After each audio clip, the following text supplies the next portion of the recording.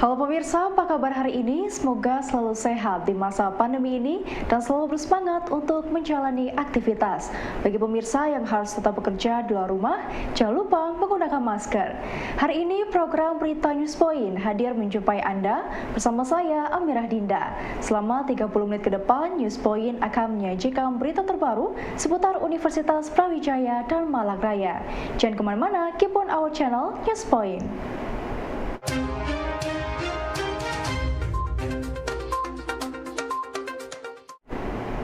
Pemirsa, sebagai upaya mempertemukan akademisi, peneliti, dan praktisi terkemuka untuk bertukar dan berbagi pengalaman dan hasil penelitian mereka tentang aspek kewirausahaan, inovasi, dan kreativitas, Fakultas Vokasi UB menggelar Second International Conference on Applied Science for Vocational Education atau ICASVE yang digelar secara hybrid di Gedung Widyaloka UB.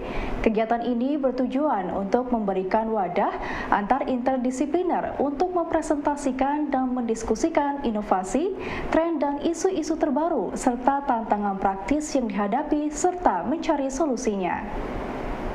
Jadi untuk pendidikan Fakultas Vokasi Universitas Brawijaya ini telah menyelenggarakan 2 kali International Conference yang berjudul ICASVE. Ya. Ini adalah second ICASVE 2022. Ya, jadi ICASVE itu kepanjangan dari International Conference Applied Sciences Vocational Education. Jadi, nah tema kali ini adalah implementation of Applied Sciences ya for Prosperity and Sustainability. Ya. Jadi ini memang salah satu rangkaian dari Lustrum 12-nya UB. Jadi terkait dengan Disnatalis UB juga yang ke-60.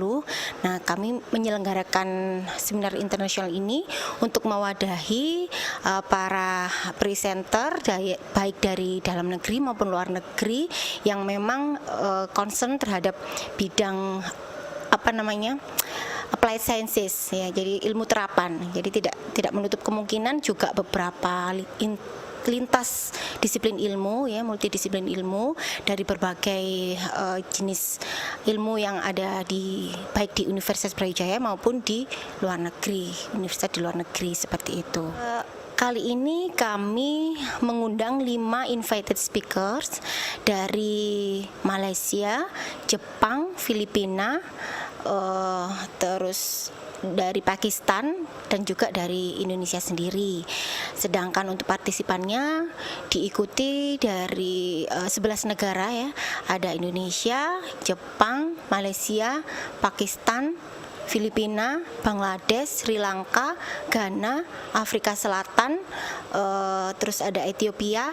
Jadi kami ingin berbagi ilmu ya, sharing knowledge dari berbagai interdisiplin ilmu gitu ya, karena vokasi ini adalah salah satu pendidikan yang memang bergerak di ilmu terapan ya, sehingga kami juga mewadahi beberapa disiplin ilmu yang lain untuk ikut bergabung dalam acara ini gitu.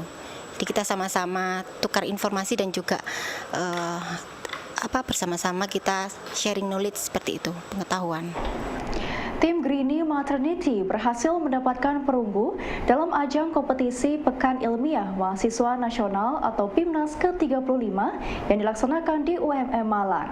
Tim yang berjumlah 4 orang ini membuat Greenie Maternity Pad yang merupakan inovasi untuk solusi tepat alternatif penyembuhan luka perineum pasca persalinan. Dari tim Greenie Maternity Pad dengan judul Greenie Maternity Pad solusi tepat alternatif penyembuhan luka perineum pasca persalinan pervaginam dari tim PKMRE kelas 2 seperti itu.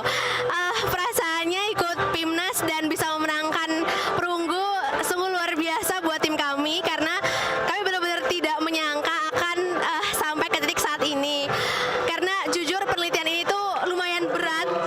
Dari mulai kami harus mengurus etik untuk penelitian, kami harus berbulan-bulan berada di lab percobaan, selalu ada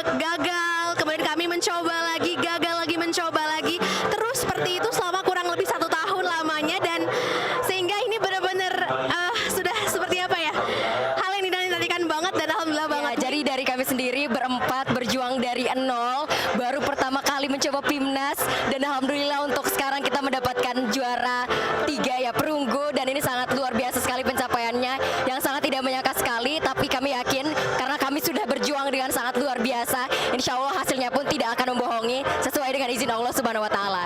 Mungkin pertama-tama mau berterima kasih buat Allah Subhanahu wa Ta'ala, buat keluarga saya dan keluarga teman-teman saya yang selalu memberikan support yang luar biasa. Juga pada dosen pembimbing kami, Ibu Rismaina Putri, Sarjana Sains Terapan Magister Kebidanan, kepada program studi Fakultas Kedokteran, dan juga khususnya pada PKM Center dan juga Universitas Brawijaya atas semua dukungan, sarana, prasarana, bimbingan, dan motivasi yang sangat luar biasa. Terima kasih UB.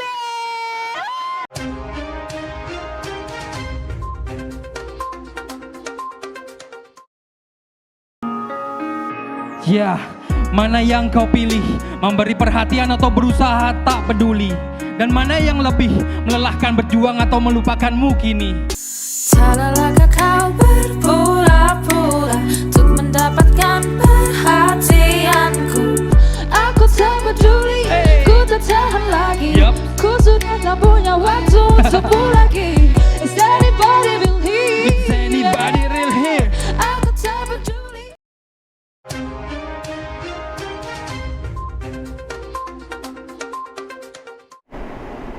Pengembangan aquaculture atau budidaya perikanan perlu dimaksimalkan ke depannya untuk mendukung ketahanan pangan dan peningkatan ekonomi bangsa Indonesia. Karena budidaya perikanan menjadi salah satu motor penggerak dalam pembangunan ekonomi bangsa. Jika pengelolaannya bisa optimal, maka aquaculture juga dapat menjadi kontribusi untuk penyediaan pangan, keamanan pangan, serta peningkatan perdagangan dan taraf hidup masyarakat, khususnya para nelayan. Kegiatan hari ini sebenarnya menjadi rangkaian dari kegiatan program studi budidaya perairan yang mendapatkan hibah program kompetensi kampus Merdeka yang mencoba menginisiasi kolaborasi antar program studi budidaya perairan dan aquaculture Indonesia untuk sama-sama merumuskan kurikulum apa yang terbaik, program apa yang terbaik, sehingga bisa mendorong program studi budidaya perairan atau aquaculture se-Indonesia mendukung program MBKM. Jadi pada prinsipnya, teman-teman program studi budidaya perairan di Universitas Brawijaya mencoba menginisiasi asosiasi. Karena walaupun program-program studi ini biasanya sering berkomunikasi satu sama lain, tapi belum ada wadah formal.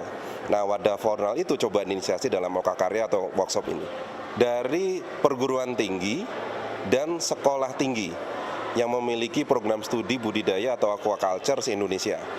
Hari ini yang sudah hadir dan akan bertambah, diperkirakan ada 44 perguruan tinggi yang sudah menyatakan hadir, yang hari ini sudah bergabung 36 perguruan tinggi. Pemirsa, 70% dari besarnya wilayah lautan di Indonesia dapat dimanfaatkan, salah satunya untuk segi pangan. Saat ini Indonesia menjadi negara penyumbang bahan makanan dari budidaya perikanan terbesar keempat di dunia setelah Cina, India, dan Vietnam. Namun sayangnya pengelolaan sumber daya alam Indonesia di wilayah pesisir dan laut ini masih belum dioptimalkan. Kalau kita melihat pilihan dari ekonomi bangsa kita itu kan sebenarnya mengoptimalkan perikanan kelautan kemaritiman. Dan pada saat berbicara tentang kemaritiman, maka kita melihat ada dua sektor yang berpotensi ekonomi paling besar. Yang pertama energi, sumber daya, mineral, yang diperkirakan dalam setahun potensi ekonominya 210 miliar US dollar, dan ternyata yang lain adalah budidaya perairan. Jadi sektor aquaculture Indonesia diprediksi mempunyai kisaran potensi ekonomi yang sama dengan SDM. Nah, ini menjadi PR bersama di pembangunan negeri kita yang memang mengarahkan pembangunan ke arah innovation driven economy untuk bisa mengkreasi sistem pendidikan yang mengoptimalkan pemanfaatan sumber daya utama. Dan dalam konteks blue economy, ya potensi terbesarnya adalah aquaculture, budidaya perairan. Nah, kenapa sampai saat ini sering terlupakan? Karena mungkin dari kurikulum ataupun basis pendidikan belum benar-benar mengarahkan mahasiswa atau anak didik ke arah kesadaran potensi ini. Nah, untuk memulai langkah besar membangkitkan potensi kemaritiman Indonesia sampai menjadi poros maritim dunia, salah satu baby step-nya adalah workshop atau Lokakarya ini. Sebagai upaya memperkenalkan dan memberikan edukasi pemilu kepada pemilih pemula, mahasiswa FISIP UB membuat permainan yang menyenangkan dan menarik, salah satunya inovasi permainan edukasi Harry Potter The Chamber of Election. Melalui permainan ular tangga ini, 3 pemain akan diberikan karakter baik dan karakter jahat, dan di setiap perjalanannya akan menemukan pertanyaan seputar pemilu dan pelanggaran pemilu. Di sini kami membuat permainan namanya Harry Potter The Chamber of Democracy. Ini tuh salah satu series yang ada di Harry Potter. Kenapa kita milih Harry Potter? Karena kita semua suka Harry Potter gitu. Dan menurut kami permainan itu bisa belajar tentang pemilu itu bisa jadi bisa dari permainan yang menyenangkan dan juga kayak kita menarik orang-orang yang suka Harry Potter buat belajar pemilu melalui permainan ini. Dan kami juga berpikir bahwa kita nggak terpaku pada Harry Potter aja. Sebenarnya tuh kita bisa bikin permainan yang lebih asyik gitu, yang ngikutin tren. Bisa juga permainan dari games lain atau juga dari film lain gitu. Oke, jadi ini permainannya adalah seperti ular tangga sebenarnya. Jadi kalau misalnya kita dapat karakter, itu dapat pertanyaan seputar pemilu gitu. Nah, pertanyaan seputar pemilu ini ada yang pertanyaan seputar pemilu biasa sama yang pelanggaran pemilu. Nah, kalau teman-teman bisa lihat di sini ada karakter baik dan juga karakter yang jahat gitu. Kalau karakter baik itu dapat pertanyaan seputar pemilu biasa, kalau karakter jahat dapat pertanyaan seputar pelanggaran pemilu. Dan di sini juga ada karakter yang netral gitu, ada Dobby dan juga Severus Snape. Itu bakalan dapat fakta mengenai pemilu dalam film Harry Potter itu sendiri. Jadi kita menyambungkan film Harry Potter dengan demokrasi yang ada di Indonesia seperti itu. Lihat yang teman-teman lain itu pure ular tangga seperti itu, tapi kami mengusung tema Harry Potter itu. Itu yang menjadi ciri khas kami, dan nggak hanya sekedar tema membawa nama Harry Potter, tapi kita juga di kartu fakta itu menyambungkan demokrasi di Indonesia dengan demokrasi yang ada di film Harry Potter gitu.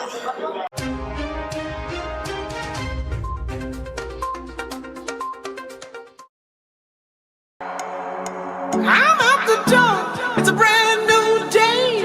No bad vibes gonna get in my way. Nah, apa sih seafood? Penasaran kan? Langsung ikutin keseruannya ya. What they want, but I'm always on time. Pengalaman unik apa sih yang pernah Mas dan dialami ketika membangun atau menjalankan usaha ini?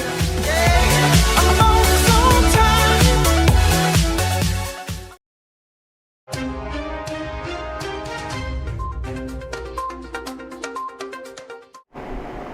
Pemirsa, dalam langkah percepatan reformasi birokrasi dan inovasi di sektor pelayanan publik, UB melaksanakan kompetisi inovasi pelayanan publik atau KIPP.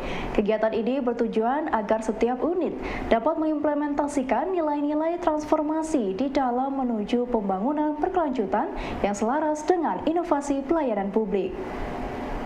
Jadi hari ini adalah tahapan presentasi dan wawancara dari Universitas Brawijaya Public Service Award 2022 atau kompetisi inovasi pelayanan publik UB tahun 2022 yang bertujuan untuk kita untuk mengetahui secara lebih mendalam tentang inovasi yang dikembangkan oleh unit ya dan semua unit di UB.